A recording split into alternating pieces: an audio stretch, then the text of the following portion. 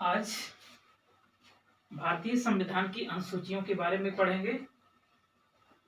वर्तमान में कुल कितनी अनुसूचियां हैं, संविधान बनने के समय कुल कितनी अनुसूचियां थी और कितने संविधान संशोधन द्वारा अनुसूचियों को जोड़ा गया, इन सब के बारे में देखेंगे। इनसे जुड़े हुए परीक्षा में बहुत से क्वेश्चन पूछे जाते हैं जो बार बार पूछे जाते हैं, उन क्वेश्चन पर विशेष ध्यान देंगे।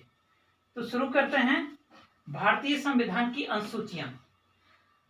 जिस समय संविधान बनकर तैयार हुआ उस समय कुल 8 अनुसूचियां थी।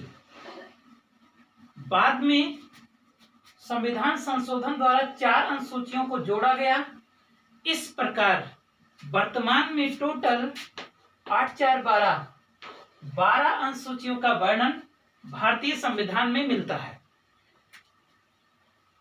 भारतीय संविधान की अनुसूचियां, इनको प्रथम से 8वीं अनुसूची तक जो संविधान बनने के समय थी उनको देखेंगे और बाद में संविधान संशोधन द्वारा जो अनुसूचियां जोड़ी गई उनको देखेंगे। तो देखेंगे प्रथम अनुसूची। प्रथम अनुसूची में भारत, उसके राज्य और केंद्र शासित प्रदेशों का वर्णन मिलता है। अर्थात इसके पहले देखेंगे तो आर्टिकल 1 में कहा गया है India that is Bharat, Bharat राज्यों का संघ है। तो वहां से अनुसूची में भी भारत, उसके राज्य और केंद्र शासित प्रदेशों का वर्णन मिलता है। सवाल बनता है कि भारत, उसके राज्य और केंद्र शासित प्रदेशों का वर्णन कहां मिलता है, तो अनुसूची फर्स्ट यानी प्रथम अनुसूची में होता है। द्वितीय अनुसूची या द्वितीय अनुसूची, यहां पे वेतन और भत्ते का वर्णन किया गया है। राष्ट्रपति, उपराष्ट्रपति, महान्यायवादी, कैग, ऐसे अन्य जितने केंद्र और राज्य के पदाधिकारी हैं उनके वेतन और भत्ते का वर्णन द्वितीय अनुसूची में मिलता है। तृतीय अनुसूची में शपथ, यानी ये जितने भी द्वितीय अनुसूची में वेतन और उनके भत्ते का वर्णन किया गया है जिन अधिकारियों का, उन्हीं से जुड़े हुए उनकी शपथ का वर्णन तृतीय अनुसूची में होता है। अब इसको हम देखेंगे कैसे। प्रथम, द्वितीय और तृतीय। प्रथम में भारत राज्य और उसके केंद्र शासित प्रदेश, और इन दोनों को एक साथ देखेंगे।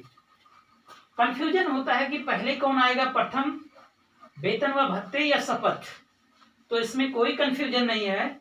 आप किसी काम के लिए जाएंगे तो सर्वप्रथम वेतन की बात करेंगे, फिर उसके बाद ज्वाइन करेंगे, फिर ये आप शपथ ग्रहण करेंगे कि हाँ, हम अपना काम या अपना उत्तरदायित्व पूर्ण रूप से निर्वहन करेंगे। तो पहले वेतन की बात होगी, फिर शपथ की बात होगी। द्वितीय फिर तृतीय, वेतन, शपथ। चौथी अनुसूची को देखेंगे। चौथी अनुसूची में राज्यसभा के सदस्यों का वर्णन मिलता है। राज्यसभा में राज्य और केंद्र शासित प्रदेशों से निर्वाचित सदस्य का वर्णन चौथी अनुसूची में मिलता है। यूपीएससी ने एक सवाल किया था सिविल सर्विसेज में, ये शायद 2013 की बात है। उस समय ये सवाल आया कि राज्यसभा में कौन से सदस्य निर्वाचित होकर आते हैं, राज्य के या केंद्र शासित प्रदेश के। राज्य या केंद्र शासित प्रदेश दोनों के, राज्य के आते हैं लेकिन केंद्र शासित प्रदेश के नहीं, ऐसा उसने विकल्प में दिया था। तो यहाँ पे कोई कंफ्यूजन नहीं होना चाहिए कि राज्य और केंद्र शासित प्रदेशों के निर्वाचित सदस्य राज्यसभा में आते हैं, और इसका वर्णन कहाँ मिलता है, चौथी अनुसूची में। ये चौथी अनुसूची से जुड़े हुए कई बार सवाल पूछे गए हैं कि चौथी अनुसूची में किसका वर्णन मिलता है, राज्यसभा का वर्णन मिलता है। और इसमें राज्य और केंद्र शासित प्रदेशों से जो निर्वाचित सदस्य होते हैं, चुनकर आते हैं, वो चौथी अनुसूची में इनका वर्णन मिलता है।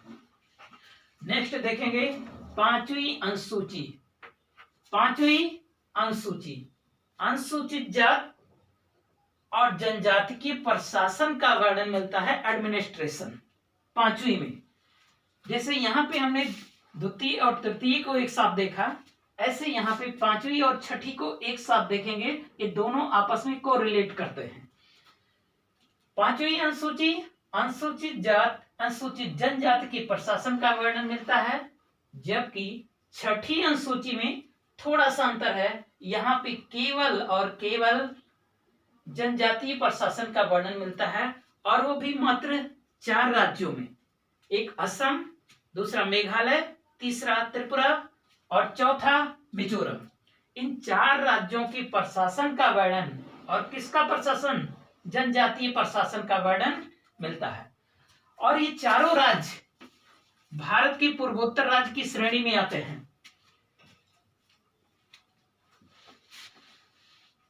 मैप में इसको ऐसे देख लेंगे, यहां पे हो गया असम,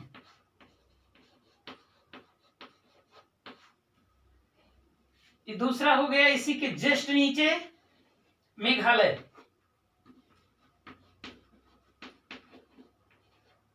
और इसी से सटा हुआ त्रिपुरा, और इसी के जस्ट बगल मिजोरम। इसको मैप से ऐसे ही सजा लें ताकि हमेशा के लिए याद रहे कि जनजातीय प्रशासन का वर्णन छठी अनुसूची में है, और ये भारत के पूर्वोत्तर राज्य की श्रेणी में आते हैं। पहला है असम, दूसरा है मेघालय, तीसरा है त्रिपुरा, चौथा है मिजोरम। तो 5, ये भी एक बार एक सवाल किया गया ऐसे ही यूपीएससी में फंसाने के लिए कि वो कौन सी 2 अनुसूचियां हैं जिनमें जनजातीय प्रशासन का वर्णन मिलता है। तो देखेंगे 5वीं और छठी दोनों में अनुसूचित जात और जनजातीय प्रशासन का वर्णन मिलता है, इसलिए करेक्ट आंसर हो जाएगा 5वीं अनुसूची और छठी अनुसूची में जनजातीय प्रशासन का वर्णन मिलता है। अब सोच सकते हैं जो इतनी बड़ी परीक्षा है वो सीधे 2 क्वेश्चन यहाँ अनुसूचियों से उठाया है, और कई बार अन्य छोटी परीक्षाओं में भी यहाँ से सवाल बार बार बने हैं कि किस अनुसूची में कौन सी बातें हैं। नेक्स्ट आगे देखेंगे 7वीं अनुसूची। 7वीं अनुसूची, 7वीं सूची सीधे है 7वीं सूची, अर्थात 7वीं अनुसूची में सूची का वर्णन किया गया है। और ये सूची 3 प्रकार की होती हैं, संघ सूची, राज्य सूची और समवर्ती सूची। इनको बारी बारी से देखेंगे। संघ सूची, संघ सूची अर्थात संघ से संबंधित जो भी बातें होती हैं, बिल पास होना होता है उस संघ के पास जाता है, अर्थात वो संघ सूची से जुड़े हुई बातें होती हैं। वर्तमान में इससे जुड़े हुए 100 विषय हैं, जबकि संविधान के समय टोटल 97 अर्थात 97 विषय थे। तो पहले कितने थे? 97। वर्तमान में 100 विषय हैं इसमें संघ में। राज्य सूची को देखेंगे। राज्य से संबंधित जो भी प्रस्ताव होते हैं वो राज्य सूची के पटल पे जाएगा, और इसको करने का पूरा अधिकार राज्य के प्रशासन के पास होगा। समवर्ती सूची को देखेंगे। समवर्ती सूची से संबंधित जो विषय पटल पे रखे जाते हैं उसमें केंद्र और राज्य अर्थात संघ और राज्य दोनों मिलकर करते हैं, या पहले राज्य करेगा, लेकिन अगर उसमें कुछ कमियां दिखती हैं तो तुरंत केंद्र उसमें हस्तक्षेप करेगा और फिर ये उसका विषय हो जाएगा। एक बार पुनः देखें, इससे जुड़े हुए भी सवाल बनते हैं कि कौन सी सूची, राज्य संघ सूची, राज्य सूची, समवर्ती सूची, ये किसका विषय है। तो संघ सूची से जुड़े हुए केंद्र सरकार, राज्य से जुड़े हुए राज्य सरकार, समवर्ती सूची से जुड़े हुए केंद्र और राज्य दोनों पहले राज्य करेगा, लेकिन अगर कोई विफलता उसमें दिखती है, कोई कमियां दिखती हैं, तो उसमें केंद्र सरकार हस्तक्षेप करेगी और अपने दायरे में लेकर उसका निस्तारण करेगी। प्रारंभ में संघ सूची में 97 विषय, वर्तमान में 100, राज्यसभा में पहले 66, वर्तमान में कम होके 61, समवर्ती सूची में पहले 47, वर्तमान में 52। लास्ट में बचता है जो कई बार छोटी परीक्षाओं में पूछा गया है 8वीं अनुसूची। 8वीं अनुसूची भाषा से संबंधित।